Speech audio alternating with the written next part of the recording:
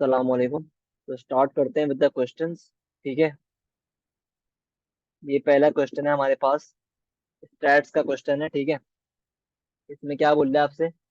इसमें बोल रहा है आपसे कि इसमें बोल रहा है कि the time taken for each of 200 students to complete a calculation is measured. The cumulative frequency diagram shows the result. ठीक है। Use the diagram to find an estimate for the interquartile range. ठीक है। अब याद रखना, inter quartile range जो होती है ना, आई क्यू मतलब, इसको हम निकालते हैं किस तरह? ये हम निकालते हैं upper quartile minus lower quartile. ठीक है। ये फॉर्मूला होता है to find the interquartile range. अब बात ये है कि अपर क्वार्टाइल क्या होता है और लोअर क्वार्टाइल क्या होता है, ये मालूम करना पड़ेगा। तो आपने पढ़ा होगा यकीनन कि अपर क्वार्टाइल क्या होता है। Upper quartile refers to the corresponding value corresponding value of 75% of cumulative frequency। तो इस डेफिनेशन की बेसिस पर हम एक काम करते हैं, पहले अपर क्वार्टाइल निकालते हैं। तो क्या बोल रहा है कि करस्पॉन्डिंग वैल्यू है ऑफ 75% ऑफ कम्युलेटिव फ्रीक्वेंसी। तो हम निकालना पड़ेगा हमें पहले कि भाई इस ग्राफ से देखकर कि 75% ऑफ कम्युलेटिव फ्रीक्वेंसी क्या है। तो based on the graph, according to the graph, अगर हम देखें ग्राफ को, तो हमारे पास ग्राफ में जो है, जो कम्युलेटिव फ्रीक्वेंसी है, वो हाईएस्ट फ्रीक्वेंसी क्या है, मतलब हाईएस्ट नंबर क्या है, टोटल नंबर क्या है स्टूडेंट्स का? 200 ना। 200 है। यहाँ पे ग्राफ एंड हो रहा है ना? 200 है, सही है। तो हम क्या करेंगे, हम 75% लेंगे ऑफ 200। तो मुझे बताओ कि 75% ऑफ 200 क्या होता है? 75% ऑफ 200 इज 150, राइट? तो ये हमारे पास आ गया 75% ऑफ कम्युलेटिव फ्रीक्वेंसी, जो कि आ रहा है 150। अब क्या बोल रहा है डेफिनेशन, कि हमें इस कम्युलेटिव फ्रीक्वेंसी की करस्पॉन्डिंग वैल्यू मालूम करनी है। वो हम किस तरह करेंगे? तो हमने पहले फाइंड किया ग्राफ पर कि भाई कम्युलेटिव फ्रीक्वेंसी में 150 कहाँ पे आ रहा है। तो 150 आ रहा है हमारा, अल्लाह भला करे, यहाँ पे आ रहा है। ठीक है। तो हम क्या करेंगे, यहाँ पे आ रहा है 150। ठीक है। तो हम क्या करेंगे, हम यहाँ से एक लाइन ड्रॉ करेंगे इस तरह, डॉटेड शो करने के लिए, और इसकी करस्पॉन्डिंग वैल्यू निकालेंगे फॉर द टाइम, जो कि आ रही है ये।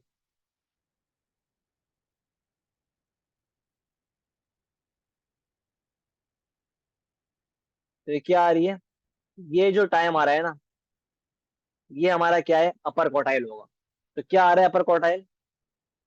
क्योंकि ये टाइम जो है वो कॉरस्पॉन्डिंग वैल्यू है ऑफ 75% ऑफ कम्युलेटिव फ्रीक्वेंसी। ठीक है। तो ये टाइम हम निकालो, 21 2 3 4 5 6 7, 27 सेकेंड्स जो है, ये हमारा क्या है, अपर क्वार्टाइल। ठीक है। तो ये हमने निकाल लिया बहुत ही आराम से, upper quartile. Now let's find lower quartile. लेकिन उससे पहले, what is the definition for lower quartile? तो याद रखो, lower quartile refers to the corresponding value of 25% of cumulative frequency.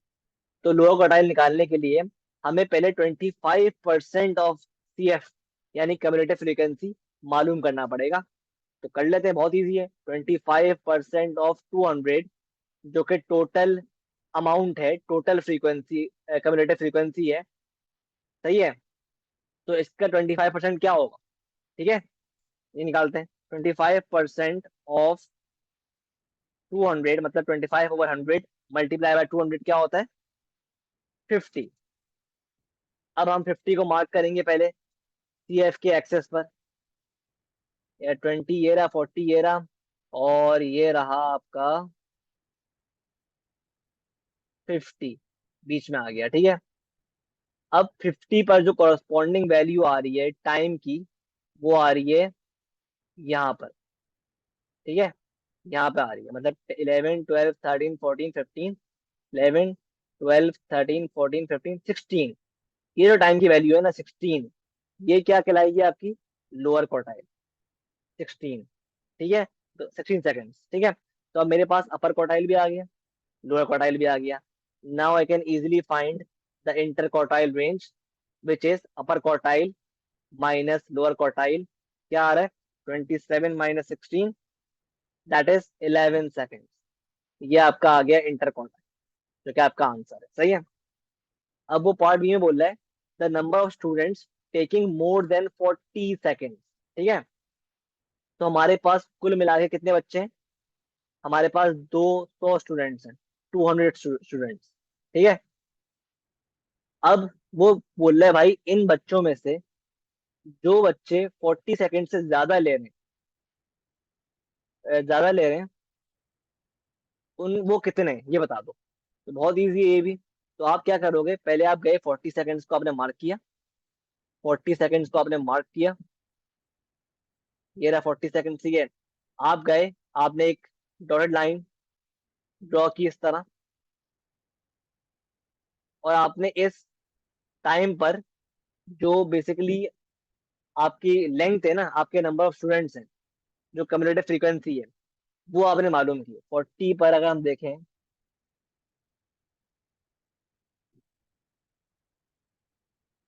तो हमारे पास कुछ यहाँ पे आ रहा है। ये आ रही है corresponding value of cumulative frequency, frequency. ठीक है।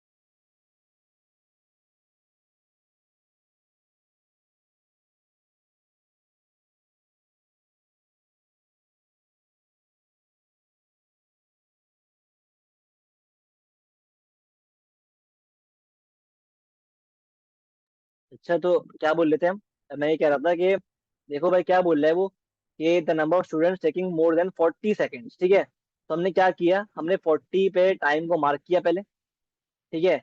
मतलब इससे ज्यादा जितने बच्चे हैं ना, इससे ज्यादा बच्चे जितना टाइम ले रहे हैं वो हमें बताना है, ठीक है। तो हमने 40 के करस्पॉन्डिंग वैल्यू फाइंड की कम्युलेटिव फ्रीक्वेंसी की, जो कि आ रही है 184, 188, 92, 92 और 194 आ रही है, ठीक है। 194 आ रही है, सही है। इसका मतलब क्या हुआ कि 194 स्टूडेंट्स आउट ऑफ 200 वो हैं, 200 में से 194 वो बच्चे हैं जिन्होंने 40 सेकंड से कम लिया टाइम, जिन्होंने 40 सेकंड से टाइम कम लिया। तो मुझे बताओ, अगर 194 स्टूडेंट्स वो हैं जिन्होंने 40 सेकंड से कम टाइम लिया, मतलब ये सारे बच्चे हैं वो, तो मुझे बताओ, अगर इन बच्चों की तादाद 194 है, तो जो बच्चे जिन्होंने 40 सेकंड से ज्यादा टाइम लिया, मतलब ये वाले, वो कितने होंगे? ऑब्वियसली 200 माइनस 194 कर देंगे, क्या आ रहा है? 6। तो 6 बच्चे वो हैं जिन्होंने 40 सेकंड से ज्यादा टाइम लिया। ये आपका आंसर हो गया for part number B. I hope सब क्लियर है, ठीक है, कोई मसला नहीं। अच्छा अब ये सवाल देखो, इसमें बोल रहा है the diagram shows 5 kites that are congruent। ये बड़ा इंपॉर्टेंट वर्ड है, कॉन्ग्रुएंट। इसका मतलब क्या है कि जो सारी काइट्स है ना, यहाँ पे कितनी काइट्स हैं? 1, 2, 3, 4, 5, 6। तो 6 की 6 काइट्स ना क्या है, आपस में कॉन्ग्रुएंट है। इनका मतलब क्या है कि इन 6 की 6 काइट्स का हर एंगल, कॉरस्पॉन्डिंग एंगल सेम है, और हर कॉरस्पॉन्डिंग जो लेंथ है वो सेम है। जैसे अगर मैं बोलूं, अगर हम बात करें इस एंगल की बात करते हैं, तो ये एंगल, लेट से अगर इसका वाई है, तो इसका भी वाई है, इसका भी वाई है, इसका भी वाई है, इसका भी वाई है, और इसका भी वाई है। क्यों? क्योंकि सब क्या है, 5 काइट्स क्या है, सॉरी। अच्छा यहाँ पे लिखा हुआ 5 है और बनी हुई 6 है, ठीक है। तो ये शायद मिस प्रिंटिंग वगैरह कुछ हुई भी है, ठीक है। तो बनी हुई 6 है, सही है, तो हम 6 काउंट करेंगे। The diagram shows 6 kites, 1, 2, 3, 4, 5, 6, 6 kites that are congruent, ठीक है। तो अब 6 की 6 काइट्स कॉन्ग्रुएंट है, क्या मतलब हुआ? इनके सारे एंगल, करस्पॉन्डिंग एंगल और सारी करस्पॉन्डिंग लेंथ सेम है, ठीक है। मतलब अगर ये एंगल 40 दिया हुआ है, तो ये एंगल भी 40 है, ये एंगल भी 40 है, ये एंगल भी 40 है, ये एंगल भी 40 है, ये एंगल भी 40 है ना। ये मतलब होता है कॉन्ग्रुएंट का, सही है। एग्जैक्टली सेम, एग्जैक्टली इक्वल, ठीक है। फिर क्या बोल रहे हैं? और each kite is joint to the next kite along one edge, वो दिख रहा है हमें, सही है। और एंगल डी ए भी दिया हुआ है 40 डिग्री, सही है। और डी सी बताई हुई है कि स्ट्रेट लाइन है, डी सी जो है ना, ये स्ट्रेट लाइन है, ठीक है। अब देखो, बात सुनो गौर से। अब उसने हमें कहा हुआ है कि जो लाइन डी सी ई है वो स्ट्रेट लाइन, ठीक है। लाइन डी सी ई स्ट्रेट लाइन है। इसका मतलब क्या हुआ? इसका मतलब ये हुआ कि ये जो पूरा एंगल है ना, पूरा एंगल जो है, ये बराबर होगा 180 डिग्री का। तो स्ट्रेट लाइन का एंगल क्या होता है? 180 डिग्री, है ना। तो उसने बता दिया भाई, क्योंकि डीसी स्ट्रेट लाइन है, मेंशनड है, तो ये पूरा एंगल क्या है? 180 डिग्री। तो अब मुझे बताओ, क्या मैं वैल्यू ऑफ वाई फाइंड कर सकता हूँ? मुझे पता है भाई कि ये सब this y plus this y plus this y plus this y plus this y plus this y बराबर है 180 के। मतलब y plus y plus y plus y plus y plus y is equal to 180। तो क्या मतलब हो गया? 6 Y बराबर है 180 के। तो अगर मैं वाई निकालूं तो क्या आ रहा है? 180 डिवाइडेड बाय 6, 30 आ रहा है। तो वाई मेरे पास आ गया क्या आ गया 30 डिग्रीज। मैंने इस इंफॉर्मेशन से खाली, इस आखिरी इंफॉर्मेशन से मैंने निकाल लिया वैल्यू ऑफ वाई, जो कि आ रही है 30। तो अगर ये वाई है तो इस काइट का ये एंगल भी वाई होगा 30, है ना। और इस काइट का जिसमें एक्स दिया हुआ है हमें, ये एंगल क्या होगा 40 डिग्री, तो कॉन्ग्रुएंट है सारे। ठीक है। तो अब हमें, देखो अब हमें काइट की प्रॉपर्टी समझनी है। देखो अगर आपने काइट के बारे में पढ़ा होगा ना, काइट इस तरह बनती है। ठीक है। काइट के दो, ये दो साइड्स और ये दो साइड्स आपस में इक्वल होती हैं। और काइट की एक और बात होती है कि काइट के ये दो एंगल्स क्या होते हैं, ये एंगल और ये ऑपोजिट एंगल, इसकी बात हो रही है, इनकी बात नहीं हो रही। अभी हम सिर्फ और सिर्फ इन दोनों की बात कर रहे हैं, रेड वाले एंगल्स की। लेट से अगर ये एक्स है तो ये भी क्या होगा, एक्स है। ठीक है। ये भी एक प्रॉपर्टी है काइट की। ठीक है। अगर ये एक्स है तो ये भी क्या होगा, एक्स। तो क्या मतलब हुआ कि अगर मेरे पास ये एंगल एक्स है तो ये एंगल भी क्या होगा, एक्स डिग्री। सही है। अब खुद देखो, अब बहुत इजी हो गया। अब मेरे पास इस तरह काइट बन रही है, ये एंगल एक्स है, ये एंगल एक्स है, ये एंगल निकाल चुके हैं हम, क्या आ रहा है 30 डिग्री आ रहा है। और ये एंगल गिवन है वाई, सॉरी 40 डिग्री। अब मुझे बताओ काइट क्या होता है। Kite is a quadrilateral. Kite is a quadrilateral. ठीक है। ये होता है काइट, मतलब any shape with 4 sides is called quadrilateral. सही है। तो क्योंकि काइट क्वाड्रेट्रल है, इसलिए इसका जो तमाम एंगल्स होंगे ना, इसके तमाम एंगल्स का सम क्या होगा, बराबर होगा 360 के।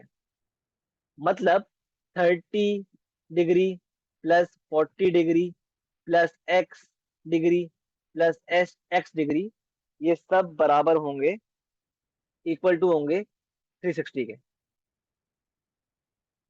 तो अब क्योंकि मैंने इक्वेशन फॉर्म कर ली, I can easily find x. तो ये हो गया 70 + 2x इज इक्वल टू 360।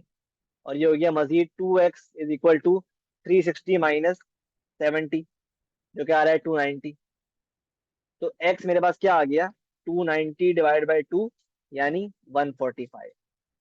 ये आ गया मेरे पास x की वैल्यू, जो कि आ रही है 145। तो x बराबर हो गया 145 डिग्री के। क्लियर है। तो बेसिकली इसमें हमारे मल्टीपल कॉन्सेप्ट टेस्ट हुए हैं। एक तो हमारे पास हमारी जो एक कॉन्सेप्ट टेस्ट हुआ है वो ये हुआ है कि हमें ये प्रॉपर्टी पता थी काइट की। अगर तो आपको प्रॉपर्टी पता थी तो आप आराम से कर लेते कि ये काइट में ये दो एंगल्स बराबर होते हैं। और एक और प्रॉपर्टी जो टेस्ट हुई हमारी वो क्या हुई, कि स्ट्रेट लाइन की प्रॉपर्टी, कि स्ट्रेट लाइन का जो एंगल होता है वो क्या होता है 180 डिग्री। सही है।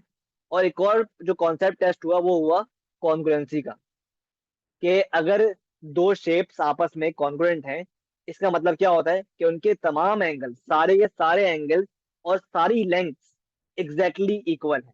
तो क्योंकि वो कह रहा है कि diagram shows 6 kites that are congruent, इसका मतलब क्या हुआ कि ये सारी की सारी काइट्स क्या हैं आपस में, दे आर एग्जैक्टली सेम। इनके तमाम करस्पॉन्डिंग एंगल्स और तमाम करस्पॉन्डिंग लेंथ आपस में इक्वल हैं। ठीक है। आई होप ये कॉन्सेप्ट क्लियर है, ये क्वेश्चन क्लियर है। अच्छा तो आगे बढ़ते हैं। ये क्वेश्चन देखो, सेट्स का क्वेश्चन है। ठीक है। अब इसमें बोल रहे हैं कि state the region A union B complement. देखो पहले हम एक काम करते हैं, पहले हम ना इंडिविजुअली स्टेट करते हैं बी कॉम्प्लीमेंट को और ए कॉम्प्लीमेंट को। फिर उसके बाद हम ये ऑपरेशन जो है ना यूनियन का, ये अप्लाई करते हैं। तो मुझे बताओ, अगर मैं इस डायग्राम में बी कॉम्प्लीमेंट को शेड करूं तो किस तरह करूंगा। तो याद रखना, बी कॉम्प्लीमेंट का मतलब होता है कि बी के अलावा जो एलिमेंट्स बी में है उसके अलावा सारे एलिमेंट्स, मतलब ये पूरा हिस्सा भी आएगा और ये बाहर वाला हिस्सा भी आएगा। ठीक है। पूरा बाहर वाला हिस्सा भी आ गया। ठीक है। यूनिवर्सल सेट भी आ गया। सिर्फ बी के अलावा जितने भी एलिमेंट्स है ना बाहर, वो सब इसमें आ गए, ठीक है, ऑरेंज वाले पार्ट में, सही है। अब वो क्या बोल रहे हैं, अब हम एक काम करते हैं, अब हम शेड करते हैं ए को। ए कौन सा पार्ट है? ए है हमारे पास ये पूरा, ठीक है। अच्छा, अब वो क्या बोल रहे हैं, आप ए को मिला दो, यूनियन कर दो, ए का यूनियन कर दो विद बी कॉम्प्लीमेंट। ए का यूनियन कर दो विद बी कॉम्प्लीमेंट। तो क्या मतलब हुआ इसका, जो बी कॉम्प्लीमेंट है, जो पूरा है, इसका आप बेसिकली यूनियन कर दो विद ए।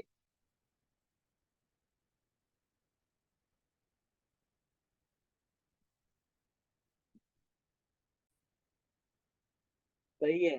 तो आप पूरे ए का जो आपने शेड किया है, इसको मिला दो विद बी कॉम्प्लीमेंट। ये पूरा जो ब्लू रीजन है ना, ब्लू रीजन, ये शामिल हो गया ए यूनियन बी कॉम्प्लीमेंट। तो बचा क्या, आपके पास ये रेड वाला एरिया आप शेड नहीं करोगे, ये रेड एरिया आप शेड नहीं करोगे, ठीक है, ये शेड नहीं होगा। सही है। तो ये आपकी शेडिंग है पूरी। सही है। तो बेसिकली पूरा जो ब्लू एरिया है, वो आपके पास, आप इसमें शेड करोगे। दोबारा सुन लो, ये क्या बोल रहा है, ये कह रहा है कि A union B complement shade करना है। तो पहले हमने क्या किया, पहले हमने बी कॉम्प्लीमेंट शेड किया विद ऑरेंज, फिर हमने ए को शेड किया विद ग्रीन, फिर हमने जो दो पार्ट्स, क्योंकि बात हो रही है यूनियन की, बात हो रही है यूनियन की, इसका मतलब होता है मिला दो दोनों को, ए को मिला दो और बी कॉम्प्लीमेंट को मिला दो, इन दोनों के एरियाज को मिला दो। तो हमने ब्लू कलर से उन दोनों एरियाज को मिला दिया, और हमारे पास इस तरह शेडिंग होएगी इस क्वेश्चन में। सही है। अगर लेट से हमारे पास ये होता ना, लेट से हम सवाल थोड़ा चेंज करते हैं for the sake of understanding. अगर लेट से हमारे पास ये होता, क्वेश्चन हमें दिया होता ए इंटरसेक्शन बी कॉम्प्लीमेंट, क्या फर्क आ गया, इस बार ए इंटरसेक्शन है बी कॉम्प्लीमेंट। मतलब क्या मतलब हुआ इसका, कि जो चीज ए और बी कॉम्प्लीमेंट में कॉमन है, उसको शेड कर दो। सही है। तो पहले हम बी कॉम्प्लीमेंट को शेड करते हैं, तो वो क्या बनता है, अगेन वही बी के अलावा जितने भी एलिमेंट्स हैं सब आ गए, ठीक है। फिर हम शेड करते हैं ए को, ठीक है, ए में पूरा आ गया। अब मुझे देख के बताओ कि ए और बी कॉम्प्लीमेंट में क्या चीज कॉमन है, उसको हमें शेड करना है। क्योंकि ए इंटरसेक्शन बी कॉम्प्लीमेंट है ना, इसका मतलब होता है कॉमन।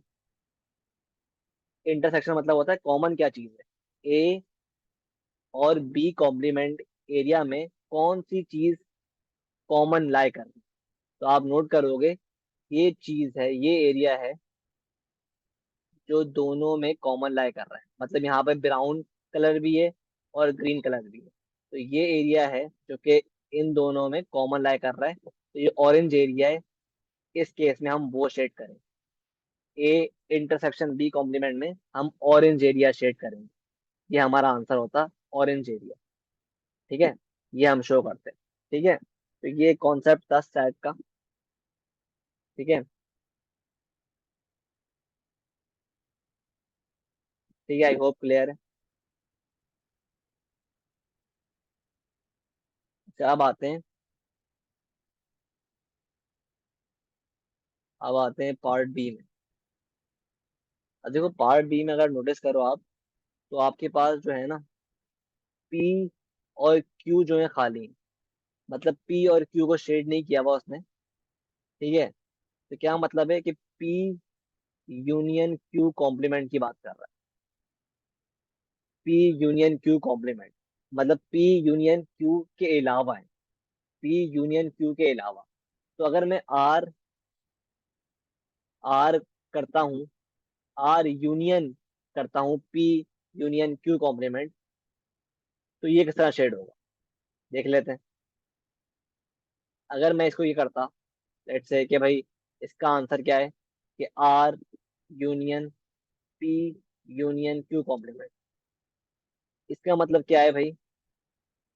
इसका मतलब ये है कि जो आर और पी यूनियन क्यू कॉम्प्लीमेंट है ना, उन दोनों के एरियाज को जोड़ दो, यूनियन कर दो। तो पहले हम निकालते हैं पी यूनियन क्यू कॉम्प्लीमेंट निकालते हैं। तो पी यूनियन क्यू कॉम्प्लीमेंट क्या है?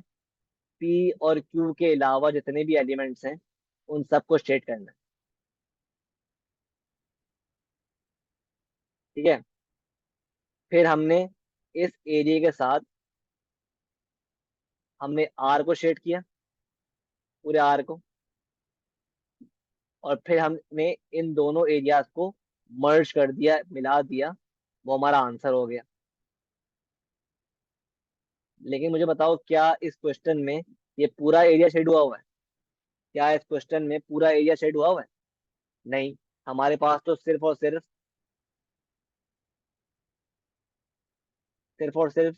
क्या शेड हुआ हुआ है? हमारे पास सिर्फ और सिर्फ ये एरिया शेड हुआ हुआ है, जो हमें शो किया हुआ है उसने, है ना? तो ये, तो इसका क्या मतलब हुआ? इसका ये मतलब हुआ कि ये आंसर तो गलत है। यूनियन नहीं होगा यहाँ पर। ठीक है। तो क्या मतलब हुआ इसका? तो यहाँ पे होगा हमारे पास R intersection P union complement Q complement. ठीक है। यहाँ पे होगा R intersection P union Q complement. इसको ट्राई करते हैं। अब देखो, आर अगर मैं करूँ R intersection P union Q complement, इसको ट्राई करते हैं। क्या मतलब है इसका? कि जो एरिया जो एरिया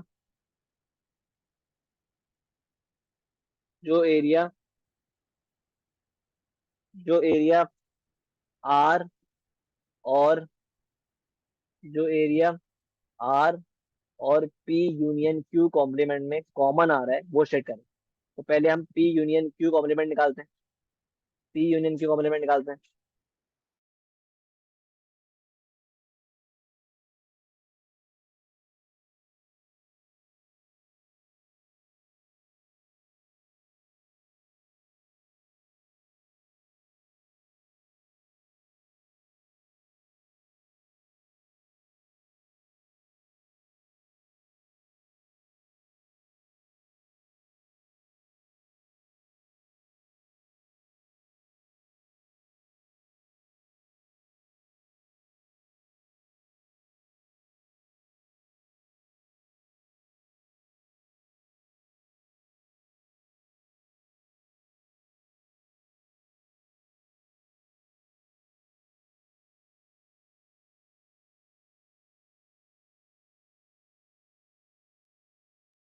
ठीक है। तो पहले हम पी यूनियन क्यू कॉम्प्लीमेंट को शेड करते हैं।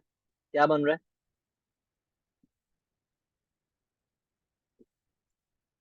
पी यूनियन क्यू के अलावा जितने भी एलिमेंट्स है सबको शेड कर दो। ठीक है। अब हम शेड करते हैं आर को विद डिफरेंट कलर। आर पूरा ये रहा। तो अब मुझे बताओ, आर और पी यूनियन क्यू कॉम्प्लीमेंट में कौन सी चीज कॉमन है? कौन सा रीजन कॉमन आ रहा है? तो अगेन ये रीजन कॉमन आ रहा है, और यही एरिया हमारे पास शेड हुआ हुआ है क्वेश्चन में। तो क्या मतलब हुआ? इस क्वेश्चन का आंसर ये है। ठीक है। R intersection P union Q complement. ठीक है। तो आई होप ये क्वेश्चन क्लियर है, सही है, कोई मसला नहीं है इसमें। ठीक है। तो ये था स्टैट्स का एक बहुत ही कॉम्प्रिहेंसिव क्वेश्चन, वेन डायग्राम का बेसिकली। सही है।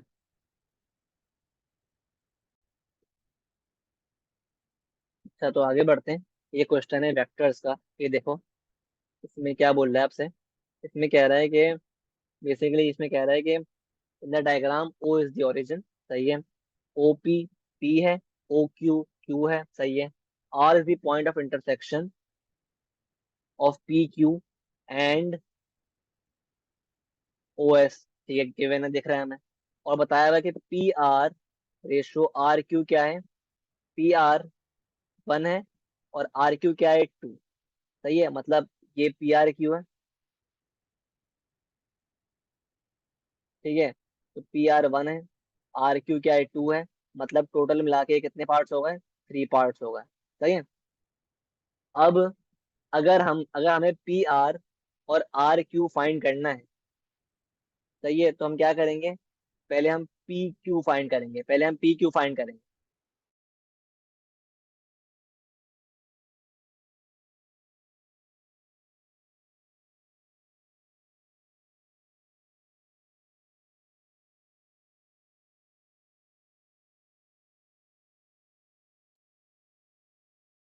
ठीक है, तो हमें पी आर 1 पार्ट दिया हुआ है, आर क्यू 2 पार्ट्स दिया हुआ है, सही है। अब अगर मैं पी क्यू फाइंड कर लूँ, पी क्यू मतलब पूरी लाइन जो है इसका वेक्टर फाइंड कर लूँ, तो वो किस तरह आएगा। लेट से मुझे पी क्यू फाइंड करना है, पी क्यू फाइंड करना है। तो पी क्यू फाइंड करने के लिए, पी क्यू फाइंड करने के लिए, पूरा फाइंड करने के लिए मैं किस तरह मूव करूंगा, मैं मूव करूंगा P O plus O Q, है ना। मुझे ओ पी गिवन है तो पी ओ क्या हो जाएगा, माइनस पी। और ओ क्यू गिवन है क्यू, तो पी क्यू क्या हो गया, क्यू माइनस पी, सही है। ये आ गया पी क्यू, ठीक है। अब मुझे अगर पी आर फाइंड करना है, पी आर फाइंड करना है ये हिस्सा, तो पी आर किस तरह फाइंड करूंगा मैं, P R will be 1/3 of P Q, है ना। 1/1 पार्ट्स ऑफ पी क्यू, है ना। तो 1/3 ऑफ मतलब मल्टीप्लाई पी क्यू। और पी क्यू में निकाल चुका हूँ, क्या आया था, क्यू माइनस पी, सही है। तो ये मेरे पास पी आर भी आ गया, ठीक है। अब देखो मैंने पी आर क्यों निकाला है, सवाल ये बनता है ना, मैंने पी आर जो है ये वाला पार्ट पी आर क्यों निकाला है, क्या जरूरत थी इसकी। मुझसे मांगा तो उसने क्वेश्चन में क्या है, पोजीशन वेक्टर ऑफ एस। मुझसे उसने मांगा है ओ एस मांगा है, मतलब उसने मुझसे मांगा है, उसने बेसिकली मुझसे मांगा है ये पूरा पार्ट, ओ से लेकर एस तक, ये मांगा है ना। तो मैं पी आर क्यों निकाल लूं, मैं पी आर इसलिए निकाल रहा हूँ कि क्योंकि मेरे पास पी आर आ गया ना, तो I can easily find O R, ठीक है। और क्योंकि ओ आर और आर एस, ओ आर और आर एस बराबर हैं, तो वंस मेरे पास ओ आर आ गया, तो I can multiply it with 2 to find the whole vector O S, सही है। किस तरह, अब देखो ओ आर निकालना है मुझे, ओ आर। तो ओ आर किस तरह निकालूंगा, O P plus P R. O P क्या है, पी दिया हुआ है, पी आर क्या दिया हुआ है, 1/3 इंटू क्यू माइनस पी, हम निकाल चुके हैं पी आर, सही है। तो ओ आर क्या हो गया, P plus 1/3 Q minus 1/3 P, सही है। तो ओ आर बराबर हो गया आपके पास 1 - 1/3, मतलब 2/3 पी प्लस 1/3 क्यू। ये आपके पास क्या आ गया, ओ आर वेक्टर, ठीक है, सही है। तो आपके पास आपने ओ आर निकाल लिया, ये आपने निकाल लिया O R with the help of OP and P R, with the help of OP and P R. अब देखो वो क्या, क्योंकि वो बोल रहा है कि ओ आर बराबर है आर एस के, तो क्योंकि मेरे पास ओ आर जो है वो 2/3 पी प्लस 1/3 क्यू है, तो आर एस भी क्या होगा, यही उसकी वैल्यू होगी, यही वेक्टर होगा। क्योंकि मेरे पास ओ आर क्या आ रहा है, 2/3 पी प्लस 1/3 क्यू। तो क्योंकि ओ आर और आर एस बराबर हैं, तो आर एस भी क्या हो जाएगा, आर एस भी क्या हो जाएगा, 2/3 पी प्लस 1/3 क्यू। ठीक है। और ओ एस हमारे पास बन बन किससे रहा है? ओ एस जो है वो बन ही इससे रहा है, O R plus R S से। ओ एस जो है पूरा किससे बन रहा है? ओ आर से बन रहा है प्लस आर एस से। तो अगर हम इन दोनों को ऐड कर दें तो हमारे पास ओ एस आ रहेगा। मतलब ओ आर को ऐड कर दें, 2/3 P plus 1/3 Q plus 2/3 P plus 1/3 Q. कर दो इनको ऐड। ये हो गया 2/3 P plus 2/3 P, 2/3 P plus 2/3। ये बन गया आपके पास 4/3 पी और 1/3 क्यू प्लस 1/3 क्यू। ये बन गया 2/3 क्यू। ये आपके पास ओ एस आ गया आराम से। क्लियर है बात? किस तरह निकाला हमने? दोबारा सुन लो। हमने बेसिकली क्या अप्लाई किया? बहुत इजी था। हमने स्ट्रेटेजी हमारी ये थी, स्ट्रेटेजी ये थी हमारी कि हमने ना देखा भाई कि हमें ओ एस निकालना है क्वेश्चन में। सही है। तो वी नो के ओ आर और आर एस बराबर हैं। तो हमने हमने सोचा भाई कि क्यों ना हम ओ आर निकाल लें, क्योंकि ओ आर निकालना आसान है। क्योंकि ओ आर निकालने के लिए हमें चाहिए ओपी और पी आर, और पी आर निकालने के लिए हमें ये इन्फॉर्मेशन गिवन है। तो इस इंफॉर्मेशन से हमने निकाल लिया P R. Once P R आ गया तो हमने क्या किया? हमने ओपी प्लस पी आर किया to find O R. Once मेरे पास ओ आर आ गया, हमने ओ आर और आर एस बराबर है तो हमने ओ आर और आर एस को ऐड कर दिया टू फाइंड ओ एस। सही है। ये हमने काम किया। आई होप क्लियर है।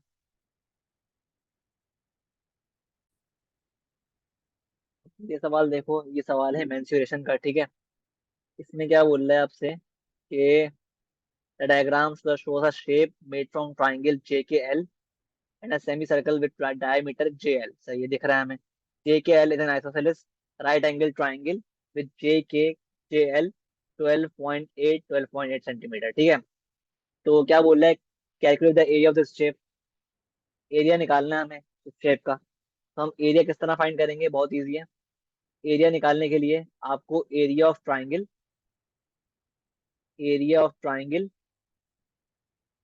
Plus area of semi circle करना पड़ेगा। एरिया ऑफ ट्राइंगल तो बहुत इजी है, अप्लाई कर दो क्योंकि राइट एंगल्ड है। तो अप्लाई कर दो हाफ इंटू बेस, बेस ये हो गई, इंटू हाइट, हाइट भी ये हो गई, और plus area of semi circle. तो मुझे बताओ एरिया ऑफ सर्कल का फॉर्मूला क्या होता है? पाई आर स्क्वायर। तो अगर हम सर्कल को हाफ कर दें, मतलब area of semi circle find करें, तो क्या होगा ये? हम एरिया ऑफ सर्कल को डिवाइड बाय 2 कर देंगे। ये आ गया सेमी सर्कल का एरिया। ठीक है। और आर हमें गिवन है। कैसे गिवन है? क्योंकि हमें डायमीटर गिवन है। तो अगर मैं डायमीटर को हाफ कर दूं तो मेरे पास क्या आ जाएगी? रेडियस। तो कर दो half, 12.8 divide by 2, 6.4 is the radius. ठीक है। तो plus area of semi circle क्या हो जाएगा? पाई आर स्क्वायर, मतलब पाई इंटू 6.4 का स्क्वायर डिवाइड बाई 2। इसको आप सॉल्व कर दो। 1/2 मल्टीप्लाई बाई 12.8, मल्टीप्लाई बाई 12.8। ये आ गया ट्राइंगल का एरिया 81.92 प्लस, अब फाइंड करो एरिया ऑफ सेमी सर्कल। तो क्या आ रहा है? इंटू पाई इंटू 6.4 का स्क्वायर अपॉन 2। ये आ रहा है 64.34। इन दोनों को ऐड कर लो, क्या आ रहा है? 81.92 प्लस 64.32।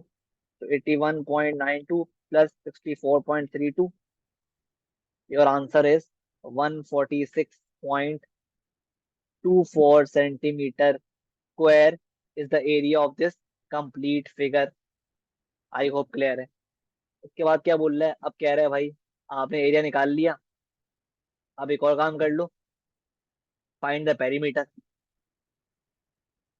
तो ये भी बहुत बहुत ईजी है। किस तरह ईजी है कि भाई देखो हमें क्या मतलब होता है पेरीमीटर का? पेरीमीटर मतलब होता है बाउंड्री, जो भी फिगर है ना उसकी बाउंड्री की कंप्लीट लेंथ को बोलते हैं पेरीमीटर। तो मुझे बताओ, अगर मुझे इस फिगर का पेरीमीटर निकालना है, पेरीमीटर निकालना है मतलब बाउंड्री का की लेंथ निकालनी है, तो मैं क्या किस तरह निकालूंगा? तो मुझे पेरीमीटर निकालने के लिए ये लेंथ पता होनी चाहिए। I should know this length and I should know this length. तो मुझे असल में तीन लेंथ फाइंड करनी है, एक ये वाली, एक ये वाली, और एक ये वाली। ये तो गिवन है मुझे 12.8, ये गिवन है लेंथ, ये निकालनी पड़ेगी। ये क्या है बेसिकली पूरा? ये है सरकमफेरेंस ऑफ सेमी सर्कल। तो मुझे बताओ, आप पढ़ चुके हो फॉर्मूला, सरकमफेरेंस ऑफ सर्कल क्या होता है? फॉर्मूला क्या होता है? 2 पाई आर। तो अगर मुझे सरकमफेरेंस निकालना है ऑफ सेमी सर्कल, तो मैं क्या करूंगा? 2 पाई आर डिवाइड बाई 2, मतलब पाई आर। ठीक है, ये फॉर्मूला है सरकमफेरेंस निकालने का फॉर सेमी सर्कल। ठीक है, तो निकाल लेते हैं। Circumference of semicircle is pi r, मतलब पाई इंटू 6.4, जो कि आ रहा है मेरे पास पाई इंटू 6.4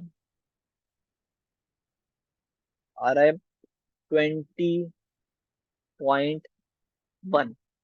ठीक है, सेंटीमीटर। तो ये लेंथ आ गई मेरे पास सरकमफेरेंस की। अब मुझे निकालनी है ये लेंथ के एल। बहुत इजी है, मेरे पास ये राइट एंगल ट्राइंगल है, और ये साइड भी गिवन है, ये साइड भी गिवन है, बेस भी गिवन है, हाइट भी गिवन है। तो हाइपोटेनस निकाल लूंगा। अप्लाई करो Pythagoras theorem. Hypotenuse square is equal to base square, sorry, perpendicular square plus base square. Hypotenuse निकालना है, स्क्वायर निकालना है। परपेंडिकुलर दिया हुआ है 12.8 स्क्वायर, और बेस भी क्या है? 12.8 स्क्वायर। और हाइपोटेनियस बराबर हो गया under root 12.8 square plus 12.8 square. Answer क्या आ रहा है? Under root 12.8 square plus 12.8 square. Answer आ रहा है 18.1। ठीक है, 18.1 is the length for hypotenuse. तो अब देख रहे हो आप, मेरे पास पेरीमीटर निकालने के लिए तीनों लेंथ्स आ गई हैं। ये लेंथ भी आ गई है, गिवन थी। ये लेंथ निकाल ली है मैंने, ये पूरी लेंथ, और ये लेंथ भी मैंने निकाल ली है। ठीक है, तो इनको ऐड कर दो। 12.8 प्लस 20.1 प्लस 18.1, क्या आ रहा है answer? 12.8 plus 20.1 plus 18.1 is, what is your answer? 51 centimetre. ये आ गया perimeter. Answer of part B. I hope clear है। अब ये सवाल देखो, इस सवाल में ना सारा खेल जो है फॉर्मूले का है, फॉर्मूला ऑफ पॉलीगॉन। ठीक है, एक चैप्टर पढ़ा होगा आपने अपने सिलेबस में पॉलीगॉन का, सही है। अब देखो पॉलीगॉन का क्या सीन है, यहाँ बात हो रही है रेगुलर पॉलीगॉन, रेगुलर पॉलीगॉन। ठीक है, तो याद रखो इस क्वेश्चन के लिए, अगर आपके पास एक पॉलीगॉन रेगुलर है, तो उसका जो इंटीरियर एंगल होता है ना, उसका इंटीरियर एंगल निकालने का फॉर्मूला क्या होता है? ये पता होना चाहिए आपको। वो होता है n-2 multiply by 180 upon n। ठीक है, जहाँ पे n होती है नंबर ऑफ साइड्स। तो ये फॉर्मूला होता है एक इंटीरियर एंगल का ऑफ रेगुलर पॉलीगॉन। तो आप खुद देखो यहाँ पे हमें, अगर हम बात करें, यहाँ पे हमें एंगल जो है ए बी बी दिया हुआ है। ए बी बी क्या है? ये वाला एंगल है। और हमें बताया हुआ है कि ये जो दो साइड्स हैं, ये पॉलीगॉन की है, रेगुलर पॉलीगॉन। तो मतलब क्या हुआ इसका? इसका मतलब ये हुआ कि ये जो एंगल है, ये इंटीरियर एंगल है उस पॉलीगॉन का, और ये जो है ये एक्सटीरियर एंगल है।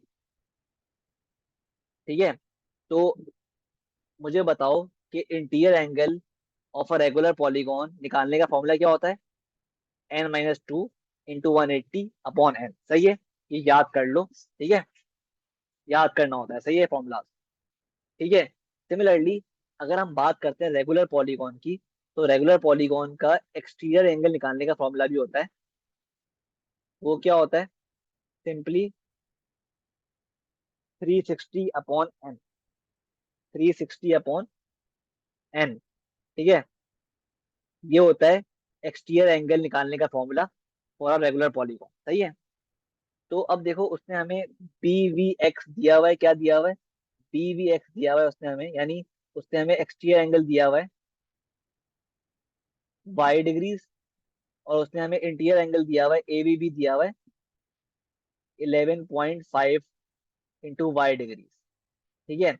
तो अगर हम यहाँ पे दो इक्वेशंस फॉर्म कर लें कि भाई देखो, जो फॉर्मूला है ऑफ द इंटीरियर एंगल वो क्या है? n-2 into 180 upon n। ये क्या निकालता है फॉर्मूला? ये निकालता है एक exterior angle of a regular polygon. और हमें यहाँ पे वो दिया हुआ है, क्या दिया हुआ है? 11.5 पाई। तो हमने क्या किया, इस एंगल को इस फॉर्मूले से इक्वेट कर दिया। ठीक है, ये हमारे पास आ गई पहली इक्वेशन। फिर हमने क्या किया, हमने एक्सटीरियर एंगल को यानी y डिग्री को इक्वेट कर दिया with the formula of exterior angle. ठीक है, क्योंकि ये फॉर्मूला भी क्या निकालता है? एक्सटीरियर एंगल ही मालूम करता है। ठीक है, तो इस तरह हमारे पास दो इक्वेशंस फॉर्म हो गई है with two variables unknown, n और वाई। तो निकाल लेंगे, सॉल्व करो साइमल्टेनियसली। सॉल्व करते हैं। पहले हम ये जो है वाई बराबर है यहाँ पर इसके 360 अपॉन एन। तो हम इसको इंसर्ट कर देंगे यहाँ पर। ये हो जाएगा n-2 into 180 upon n is equal to 11.5 into y क्या हो गया? 360 अपॉन एन। ठीक है, तो ये हो गया n-2 180n। 180n minus 180 multiply by 2 क्या होता है? 360। और यहाँ पे हो गया, इसको वहां भेज दो, मल्टीप्लाई कर दो यहाँ पे। 11.5 n हो गया इंटू 360 अपॉन एन। एन और एन कैंसिल हो गए, तो क्या बचा? 180n minus 360 is equal to 11.5 into 360। तो क्या हो गया? 180 minus n, sorry 180n minus 360 into 11.5 multiply by 360।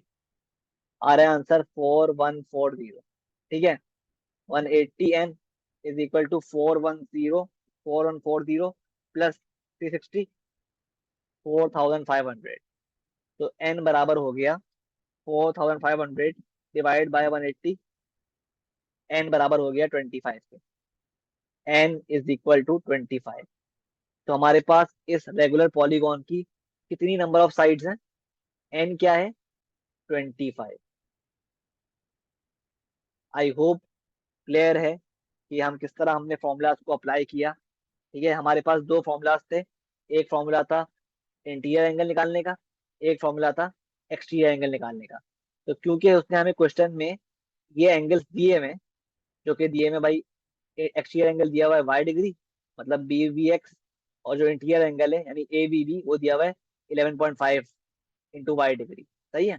तो हमने इनके थ्रू और अपनी फॉर्मूला नॉलेज के थ्रू इनको आपस में इक्वेट करवा दिया और सॉल्व कर दिया दोनों इक्वेशन को simultaneously to find the n which is the number of sides of a regular polygon. ठीक है, आई होप ये कॉन्सेप्ट क्लियर है, ये स्ट्रेटेजी क्लियर है।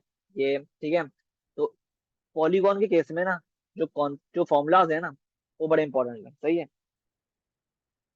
तो एक बार थोड़ा रिवाइज कर लेते हैं फॉर्मूला। सही है, ताकि मसला ना हो बाद में। देखो भाई, अगर हम बात करते हैं ना रेगुलर पॉलीगॉन की, रेगुलर पॉलीगॉन, पॉलीगॉन क्या होता है? पॉलीगॉन मतलब होता है, पॉली मतलब मैनी और गॉन मतलब एंगल। ठीक है, तो पॉलीगॉन ऐसा ऐसे फिगर्स होते हैं जिनके पास थ्री दैट हैव थ्री और मोर देन थ्री एंगल्स, और मोर देन थ्री एंगल्स। तो ऐसे जितने भी फिगर्स हैं, ज्योमेट्रिकल फिगर्स, जो कि जिनमें थ्री या थ्री से ज्यादा एंगल्स हैं, उनको हम क्या बोलेंगे? सब आते हैं पॉलीगॉन से। ठीक है, इवन के सारे ट्राइंगल्स क्वाड्रेट्रल, पेंटागन, हेक्सागन, सब आते हैं पॉलीगॉन। पॉलीगॉन एक बहुत ही ब्रॉड टर्म है, ठीक है, जिसकी डेफिनेशन ये थी। ठीक है, तो अब हमारे पास पॉलीगॉन ना दो तरह के होते हैं, रेगुलर और इरेगुलर। अभी हम बात कर रहे हैं रेगुलर पॉलीगॉन की। ये क्या होते हैं? रेगुलर पॉलीगॉन वो फिगर्स होते हैं, वो फिगर्स जिनकी सारी साइड्स इक्वल होती हैं, और and all interior angles are equal to each other. मतलब सारे इंटीरियर एंगल्स जो होते हैं ना, वो सब बराबर होते हैं, सब इक्वल होते हैं। ठीक है, सही है। मतलब लेट से अगर मेरे पास ये एक पॉलीगॉन है, रैंडम बना रहा हूँ, ठीक है, और अगर तो ये रेगुलर पॉलीगॉन है ना, उसने मेंशन कर दिया क्वेश्चन में, तो इसका मतलब क्या हुआ कि अगर ये साइड लेट से मेरे पास y है, y सेंटीमीटर है, तो ये भी y होगी, ये भी y होगी, ये भी y है, ये भी y है, ये भी y है। ठीक है, सिमिलरली अगर ये एंगल मेरे पास x है, तो ये भी x होगा, ये भी x होगा, ये भी x होगा, ये भी x होगा, ये भी x होगा। तो सारे इंटीरियर एंगल्स में क्या होंगे? सेम होंगे, इक्वल होंगे एक दूसरे के। सही है। इसी तरह हमारे पास सारे जो एक्सटीरियर एंगल है ना, and all exterior angles exterior angles are equal to each other. मतलब अगर मैं यहाँ इसको एक्सटेंड करूँ यहाँ से,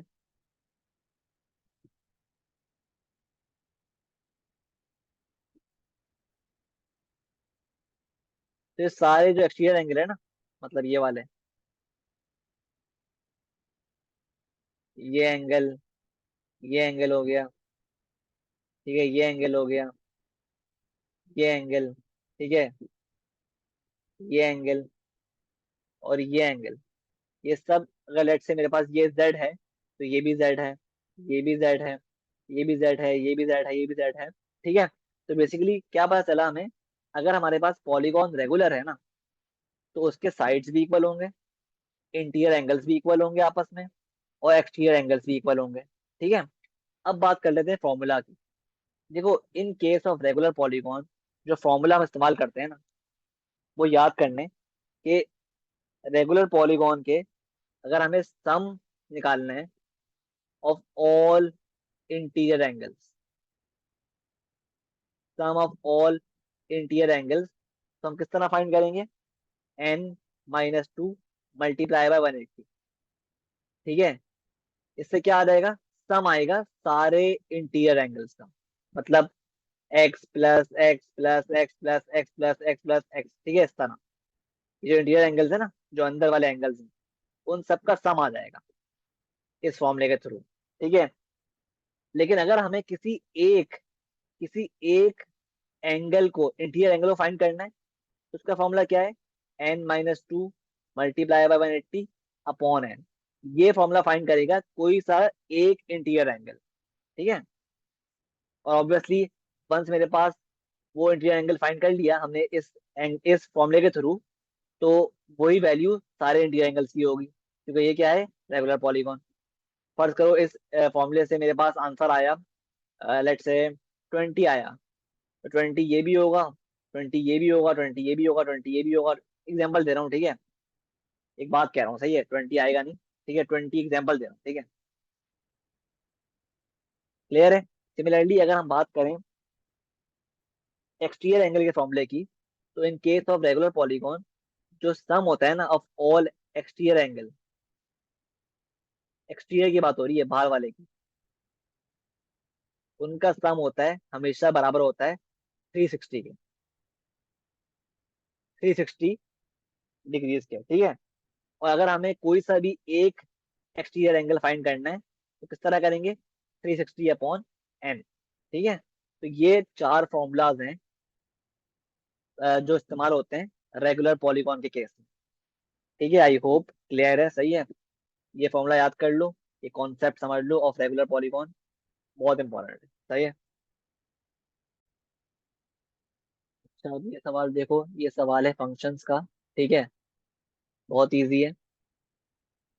हमें कहा हुआ है कि एफ एक्स बराबर है 3 की पावर x + 2। कह रहे find x when f x is equal to 245। तो एफ एक्स किसके बराबर है? 3 की पावर x + 2। ठीक है, तो एफ एक्स बराबर है, यहाँ दिया हुआ है 245 के इक्वल है। तो एफ एक्स को आप रिप्लेस कर दो विद दिस एक्सप्रेशन। ये हो गया 3 की power x + 2 is equal to 245। ये हो गया 3 की power x is equal to 243। ठीक है, तो क्या आ रहा है? 3 की power x is equal to 243, है ना? तो अब मुझे बताओ, अगर हम बात करें इस नंबर की 243 की, तो मुझे बताओ कि अगर मैं 3 की पावर 5 करता हूँ, 3 की पावर 5 लेता हूँ, तो आंसर क्या आएगा? 243, है ना? तो अगर मैं 243 लिखूं या 3 की पावर 5 लिखूं, एक ही बात है ना? तो ये हो गया 3 की पावर x, और ये हो गया कन्वर्ट इनटू 3 की पावर 5। सही है। अब खुद देखो, हमारे पास इक्वेशन के दोनों तरफ बेस सेम है, पावर डिफरेंट है। तो हम क्या करेंगे? बेसिस को कैंसिल कर देंगे और पावर्स को आपस में इक्वेट कर देंगे। तो ये हो गया x इज इक्वल टू 5। ये आपका आंसर हो गया। ठीक है, अब पार्ट बी की बात करें तो पार्ट बी भी बहुत बहुत ईजी है। क्या बोल रहे हैं कि एफ इनवर्स एक्स बराबर है 7 के। तो इसके लिए आपको पहले निकालना पड़ेगा एफ इनवर्स एक्स का एक्सप्रेशन। तो हमारे पास दिया हुआ है एफ एक्स दिया हुआ है। ठीक है, क्या दिया हुआ है? 3x + 2। ठीक है, अब हमारे पास एफ एक्स को कन्वर्ट करने के लिए उसके इनवर्स में बहुत सिंपल स्टेप्स हैं जो आप फॉलो करोगी। फॉलो करो, सही है। तो क्या करेंगे? Replace f x by y. ठीक है, ये पहला स्टेप है। नाउ स्टेप 2 क्या है? Make x the subject. X को बनाना है सब्जेक्ट। ये हो गया y - 2 इज इक्वल टू 3 की पावर x। ठीक है, y - 2 इज इक्वल टू 3 की पावर x।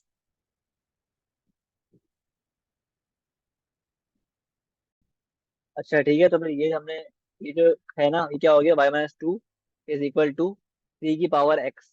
अब देखो हमारे पास जो है ना, ये x पावर में, तो इसको हमें नीचे लाना है। ठीक है, इसको हमें सब्जेक्ट फॉर्म करना है ना x को। तो हम क्या करेंगे? याद रखो, y - 2 है, 3 की पावर x है, इज इक्वल टू y - 2 है ना।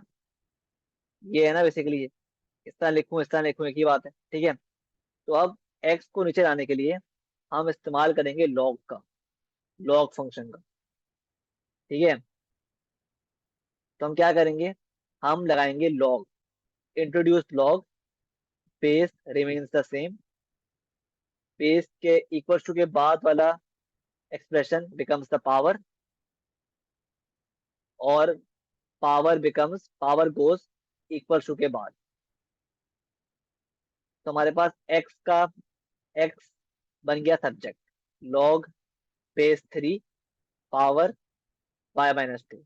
अब देखो हमारे पास 3 की पावर x है, तो इसमें ये बेस है कहलाती है ना, पढ़ा होगा आपने, और ये होता है इंडेक्स, पावर मतलब। ठीक है, तो जब हम लगाते हैं ना, लॉग फंक्शन लगाते हैं, तो बेस सेम रहती है, और जो इक्वल टू के बाद वाली चीज होती है ना, that becomes the power. And power जो होती है ना, वो गोज इक्वल टू के बाद। ठीक है, तो जब ये हो गया log base 3 power y - 2 is equal to x। ठीक है, तो हमारे पास x बन गया सब्जेक्ट। ठीक है, अब x को आप रिप्लेस कर दो। वंस आपके पास x सब्जेक्ट फॉर्म हो गया, इसको आप रिप्लेस कर दो विथ f इनवर्स x,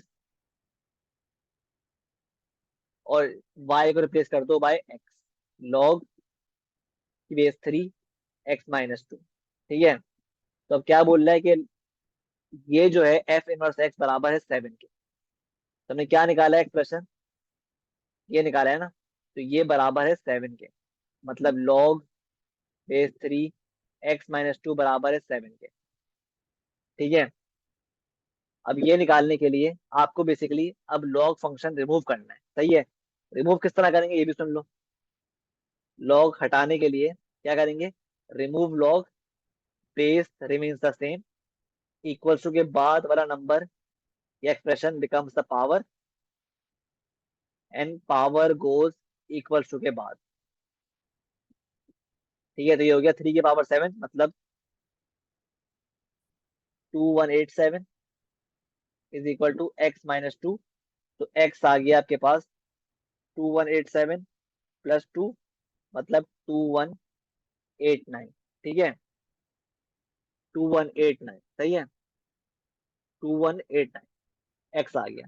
अब देखो इसमें इस्तेमाल हुआ है लॉग फंक्शन का, ठीक है। तो लॉग आप बेसिकली आपके सिलेबस में एज सच है नहीं, लेकिन इतना याद कर लो, तो यहाँ पर आया है क्वेश्चन में, सही है। तो इसलिए इतना याद कर लो, जब भी आपको लॉग, आपको पावर हटानी हो ना, 3x की पावर y-2 है, तो आपको देखो इस केस में x को सब्जेक्ट फॉर्म करना है, तो आप किस तरह करोगे, आप लॉग लगाओगे, बेस रिमेन्स द सेम, और इक्वल टू के बाद वाला एक्सप्रेशन बिकम्स द पावर, और पावर गोज इक्वल टू के बाद। ठीक है, इस तरह हमने एक्स को सब्जेक्ट फॉर्म कर दिया। ठीक है, वंस हमारा फॉर्म हो गया सब्जेक्ट, अब हमारे पास हमने एक्स को रिप्लेस किया एफ इनवर्स एक्स से, और वाई को रिप्लेस कर दिया एक्स। ठीक है, ये था ये था आखिरी step of converting any function into its inverse. ठीक है, अब देखो जैसे ही हमने इसको कन्वर्ट किया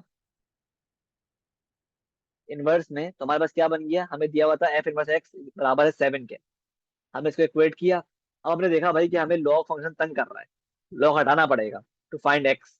तो हमने क्या किया, ये था हमारे पास लॉग बेस 3 की power x-2 is equal to 7। हमने लॉग हटाया, remove log, base remains the same, equal to के बाद वाला number becomes the power, and power goes equal to के बाद। ये बन गया। ठीक है, इसको भी हमने सॉल्व कर लिया टू फाइंड एक्स। हमारे पास एक्स क्या आ गया, 2189। आई होप क्लियर है, सही है। तो आज के लिए इतना ही काफी है, सही है।